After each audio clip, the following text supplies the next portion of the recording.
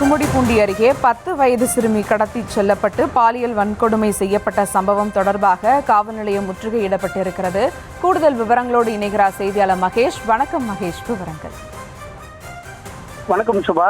கும்மிடிப்பூண்டி அருகே ஆரம்பாக்கத்தில் 10 வயது சிறுமி பாலியல் பலாத்காரம் செய்யப்பட்டு கடந்த 7 நாட்களாக சென்னை RSR மருத்துவமனையில தொடர் சிகிச்சையில ஈடுபட்டு வராங்க.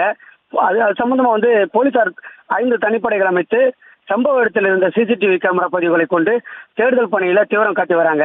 அதே சமயம் பாதிக்கப்பட்ட சிறுமிக்கு ஆதரவாக பல்வேறு கட்சியினரும் அமைப்பினரும் போர்க்கொடி தூக்கி வராங்க. இந்த நிலையில பாமக மற்றும் தவேக கும்மிடிப்பூண்டி வடக்கு ஒன்றிய செயலாளர் அருண் ஆகியோர் சிறுமியின் உறவினருடன் இணைந்து ஆரம்பாக்கம் காவல் நிலையத்தில் நியாயம் கேட்டு சென்ற போது இன்னும் 2 நாட்கள் கால அவகாசம் கேட்டதாக கூறப்படுகிறது. இதனால் ஆத்திரமடைந்த உறவினர்கள் காவல் நிலைய நுழைவாயிலை முற்றுகையிட்டு போராட்டத்தில் ஈடுபட்டாங்க. இதனால அப்பகுதியில் பரபரப்பு ஏற்பட்டது. அப்போது பாமக, பாஜக மற்றும் தமிழக வெற்றி கழகம் என பல்வேறு கட்சி அமைப்புகளும் பாதிக்கப்பட்ட குடும்பத்தினருக்கு நேரடியாகவும் செல்போன் மூலமாகவும் ஆறுதல் தெரிவித்து வருவதாகவும், திமுகவினர் மட்டும் இதுவரை யாருமே ஆறுதல் கூறவில்லை எனவும் உறவினர்கள்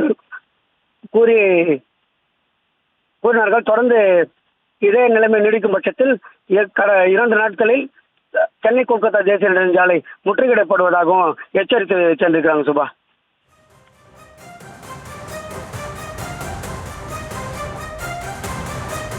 விவரங்களுக்கு நன்றி மகேஷ்.